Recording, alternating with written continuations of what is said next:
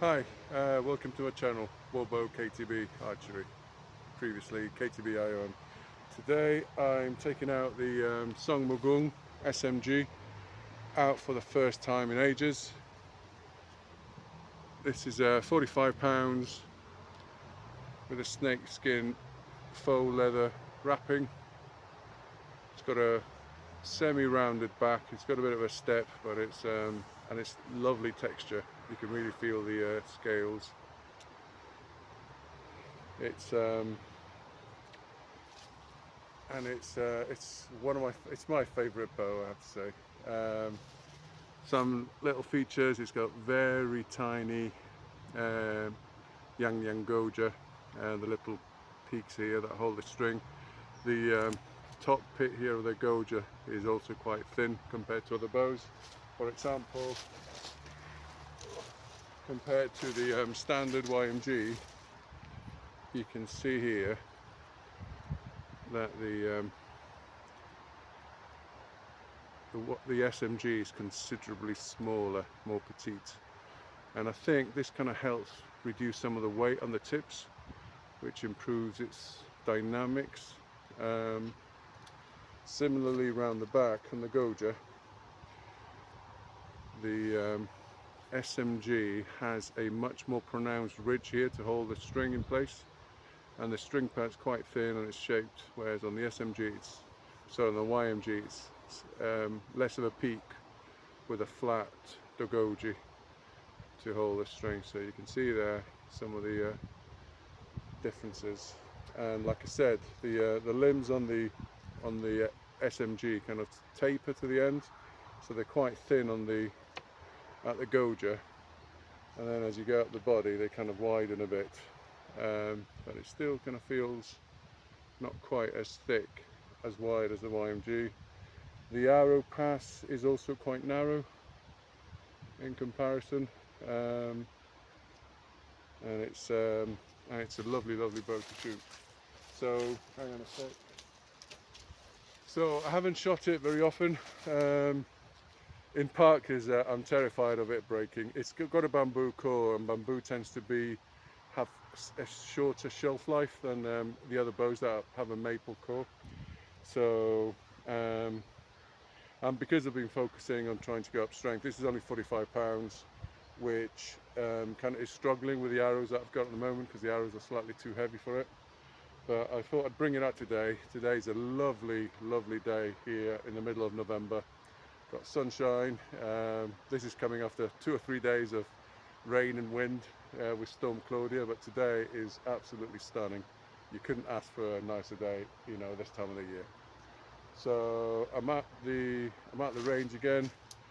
I've got a target set up in the distance over there. Let's see if we can see that.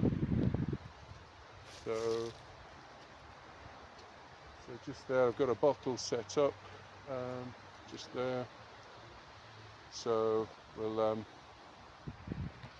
do a bit of shooting with the SMG and see, you know, how well I do. So we'll use the white arrows for that, because these are sort of a 300 spine, and they've got they're a bit lighter than the other arrows, even though they still have a sort of a 300 point grain point. So I think they're struggling a bit, but we'll take a few shots and see what it is. It's a slightly different angle from normal, but hopefully that helps. So let's take some shots. Just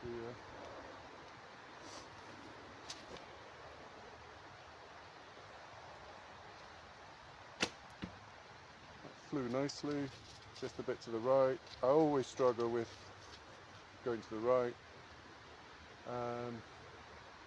Just a second, I'm going to get I forgot to put the mic up.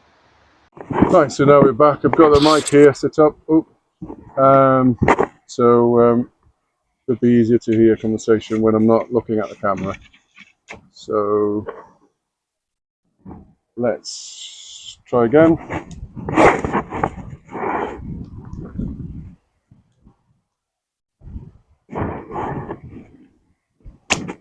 Oh, a bit high. Need to get into the swing of things.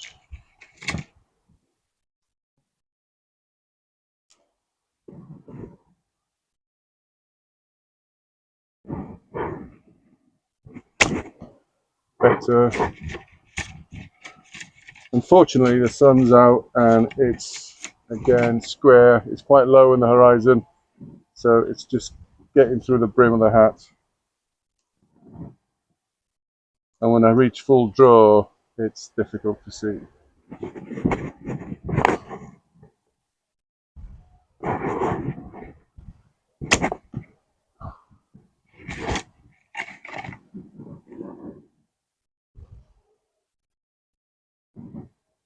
So let's see if I can still.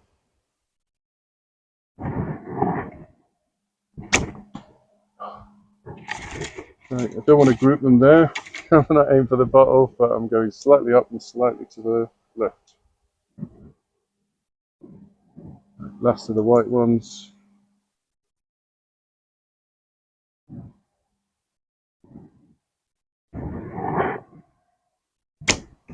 Oh, okay. Let's try the 3K carbon arrows. See how they do. I'm going to do Bankaji now, just to avoid any risk of losing veins.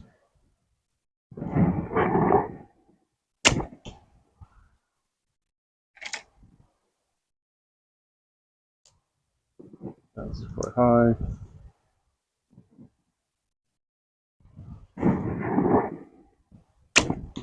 Oh, that's better.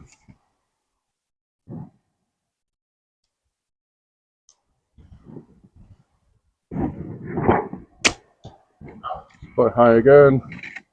Same place as before.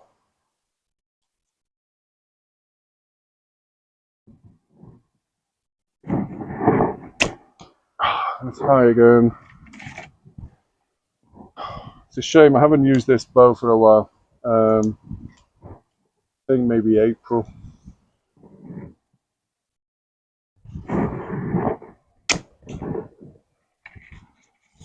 So I needed more practice with it. But it is, I don't know what it is about it, but it is nice to shoot.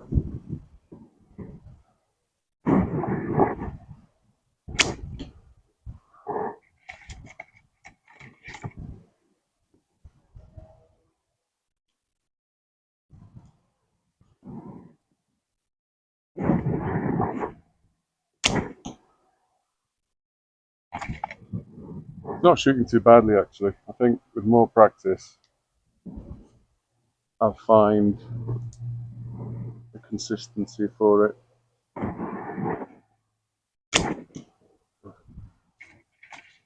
But it's spitting out the arrows nicely. Let's try some of the 300 spine, sorry, 250 spine and 33-inch arrows. Let's see if I can get them to full draw. Even though this is a 50-inch bow, it will do 33 inches. And I've seen one doing 35 inches. I'm not that brave.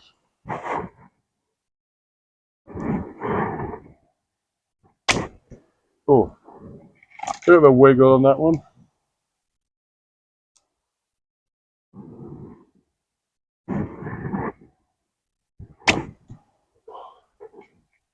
It's a bit better. Nice little swish from the string as it went past my face.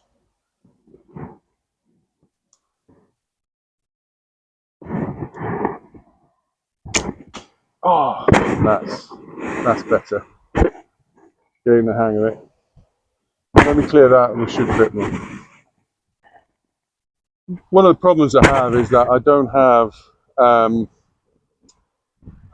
arrows tuned to each bow, and I'm shooting different weight arrows, different spine arrows with different bows, and I don't really have an optimum setup for any bow with any arrow. I've tried to make my arrows heavier so that they can work better with the heavier bows, but that means that for this one it's probably a bit too heavy. But I think it doesn't really matter that much. I think it takes more to you know, just to get more practice in with a set of arrows, to just get used to how they fly, how they shoot, where they land, and you know, little by little, you know, get more familiar with it. So it's yeah. I mean, I've never been really too focused on points, on competition. I'm not focused on accuracy so much, because I think accuracy is the byproduct of consistency and repetition and practice. And little by little, it's you know, I am getting a bit better, but because different bows every week, it just doesn't always help. And again, different arrows. Um, but but yeah, it's I do like the Song Mu Gung. So let's shoot a bit more.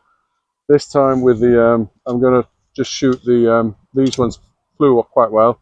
So these are 33-inch shaft, 300 grain points, 250 spine arrows, and the weight in them is about 640 odd, 650, I think, grains. I need to weigh them all again, but I'll see if I get a chance before I'll upload the video. So let's shoot a bit more with these, because they seem to fly quite well at full draw. And I'm going to move the camera so we can see the profile of the 33-inch with the Song Mu Gung.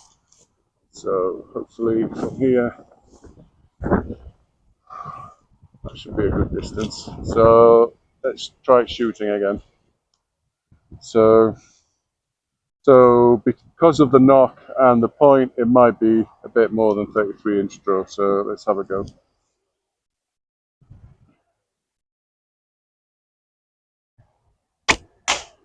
And that was a hit on the bottle. Anyway, so you can't see it, but you probably heard it. Let's shoot another one.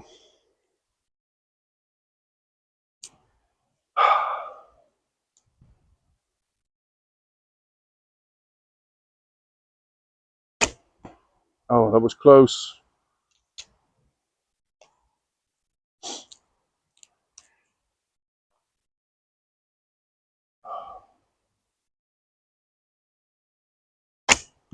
Oh, a bit high, same line. That was a bit noisy.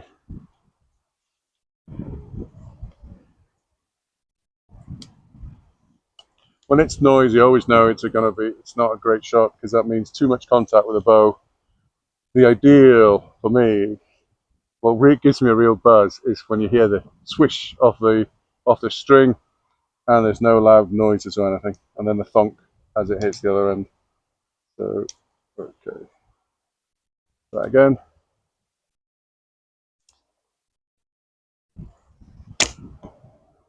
Oh, same line, different height. I'll show what when I pick up. We'll go and have a look.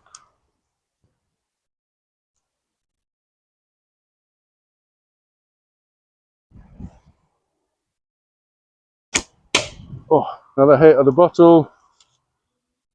Oh, and I think this is why it's my favourite bow. It feels really rewarding to shoot.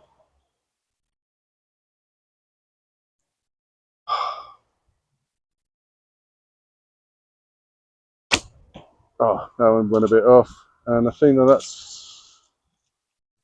that's all my my new ones. Yeah.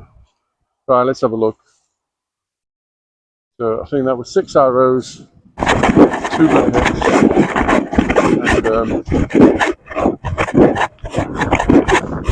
and the other one's not too shabby.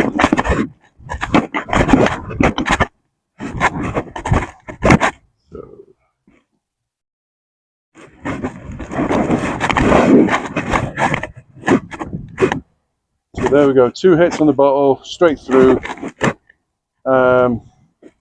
3 sort of in the same kind of line, just a matter of finding the height, slightly off center, and that one went a bit funny. But 1, 2, 3, 4, 5, 6, yeah.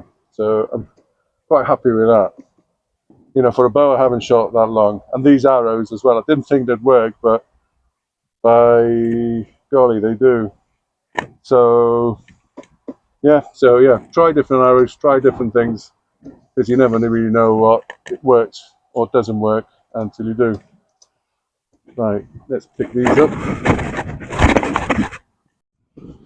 So there we have it, my Song Mu Gung SMG.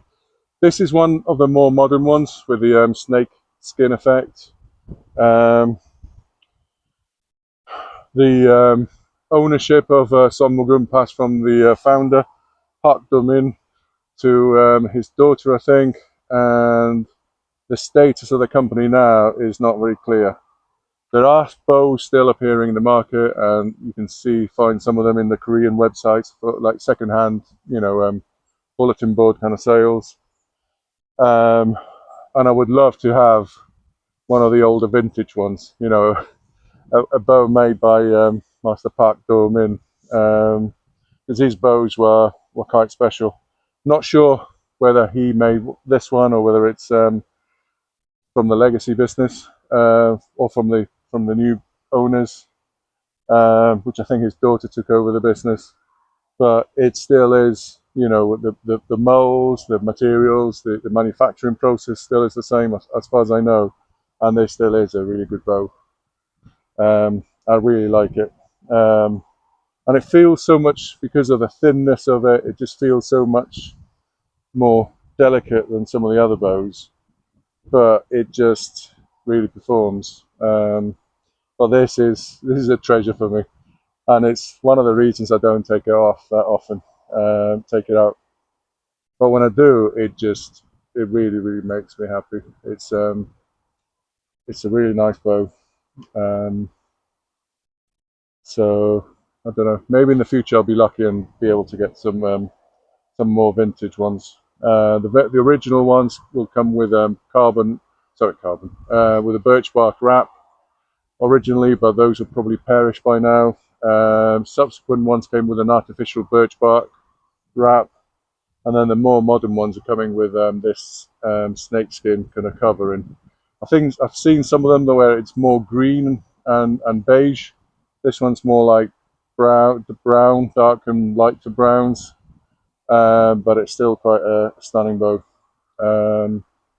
Distinctive things, the whippings made with like fishing line instead of serving material, and it's got the tiny gouges, which are really cute, really nice.